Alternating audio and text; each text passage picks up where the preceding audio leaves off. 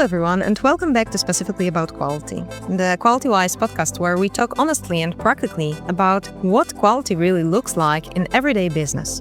I'm Agata Lewkowska, an expert in quality management systems with extensive experience in the automotive world. And as always, I'm joined by Christopher Scott. Hi everyone, great to be here again. I'm Christopher Scott, an expert in quality assurance and operational excellence. If this podcast is helpful for you, we invite you to our podcast newsletter. For every episode, we prepare a podcast newsletter with additional materials, free resources, and practical downloads related to the topic with access to all previous freebies from previous episodes. You can sign up directly on our website at Qualitywise under resources or with the link provided with our podcast episode description. Expect a podcast newsletter every Thursday at 10 a.m. Central European Time. Today's topic is one we both hear constantly, especially in automotive, but also one that causes a lot of frustration in real organizations. We'll be talking about APQP, so Advanced Product Quality Planning, but how this should look like in their real life. Because when people hear APQP, they often think of templates, checklists, and customer requirements they need to survive an audit. But APQP was never meant to be a paperwork. It was meant to reduce costs, prevent late surprises, and protect your business. Will you agree, Chris? I agree, Agata, and that's why we're not going to repeat the textbook definition. Instead, we'll answer the real questions people ask us during our training, audits, and consulting projects. What APQP really looks like when deadlines are tight, when engineering changes keep coming, and when production is already under pressure.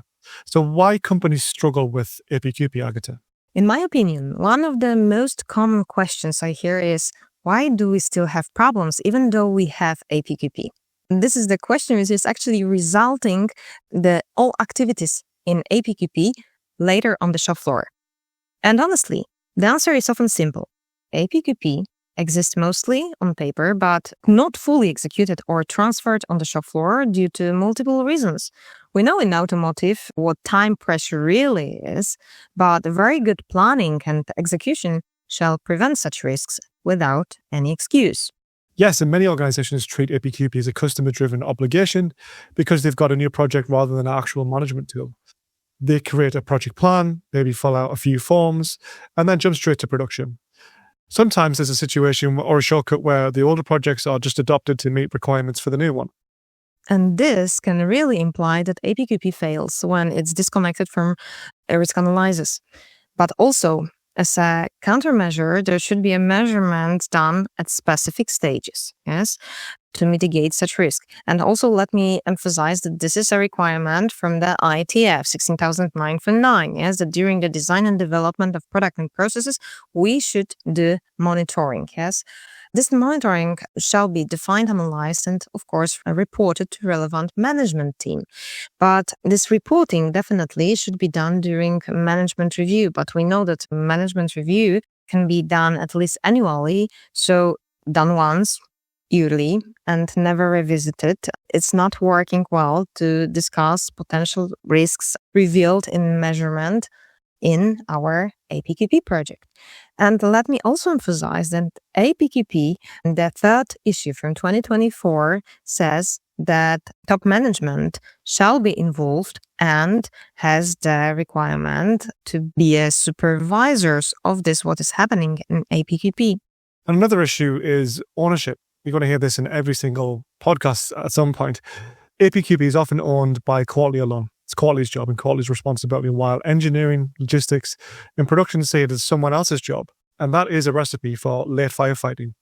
I think what we can do now, Agata, is move on to the planning phase of APQP, which is phase one, if you'd like to go into this. In theory, phase one is about planning, yes? And in real life, it's about asking questions. I would say uncomfortable questions quite early, because those questions will mitigate the potential risks. So as the example of such risks, we shall ask ourselves, did we get all the necessary information from the customer? Do we actually understand the customer requirements, in fact? And also, did we really hear the voice of the customer? Yes, this is how APQP is calling it. Do we have the right project scope defined, the team, resources?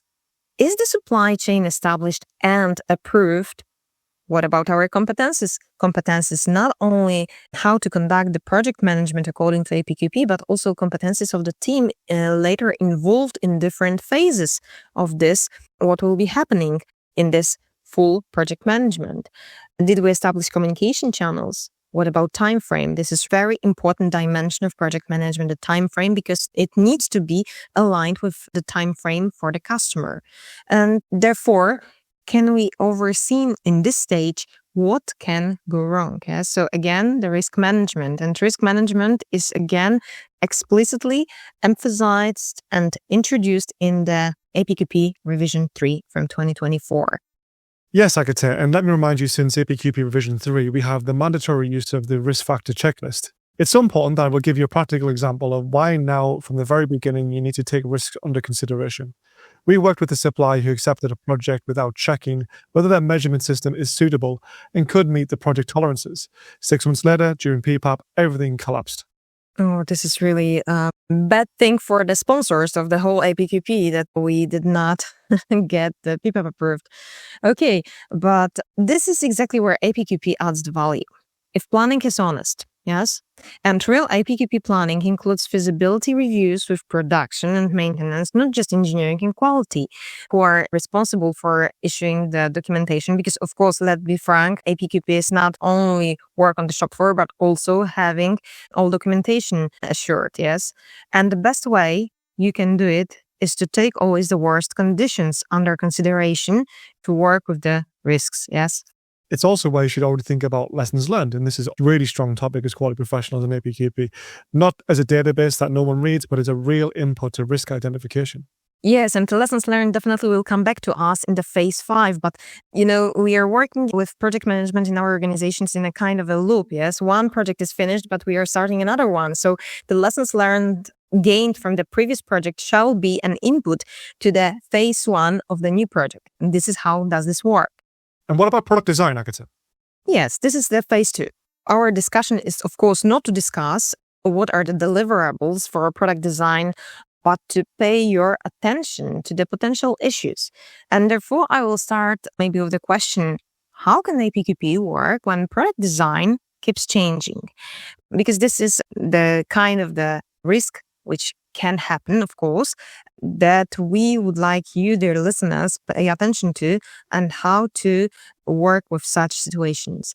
And the question here is it not possible that we will change something in the project? No, this is not like that APQP will be your handbrake, but APQP shall help you also work with such changes. And let me also again emphasize that the latest revision of APQP is introducing change management, yes, to do it in a process way, yes, in a standardized manner.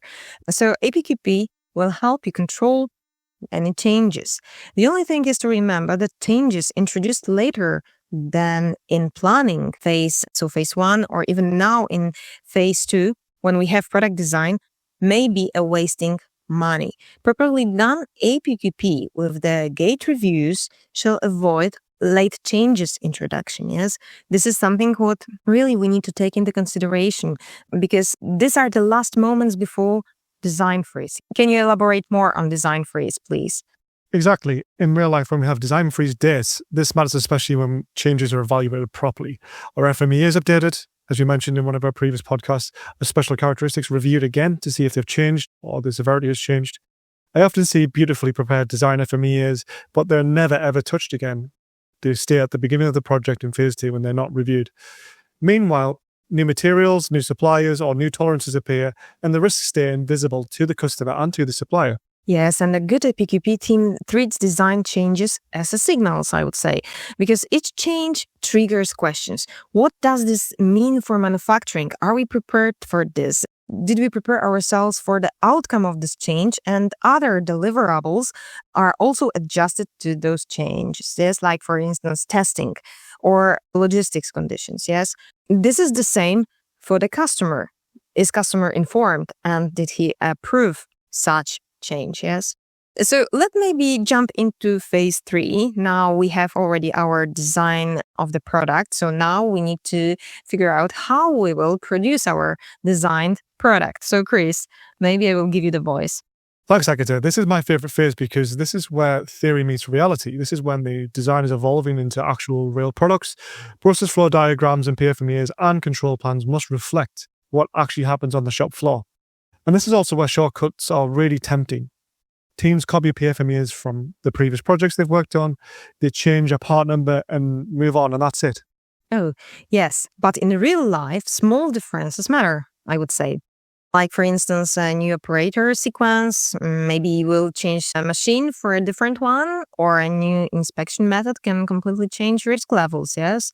And one powerful practice we've seen is involving operators during PFMEA workshops, for instance. And here in this phase, we are working actually on PFMEA because previously we worked on the DFMEA, yes? So now this moment. And when we'll involve the operators, especially the people who are in our organization working on the similar processes, they may foster really effective working on the PFMEA. So the operators often identify failure modes which engineers would never think about.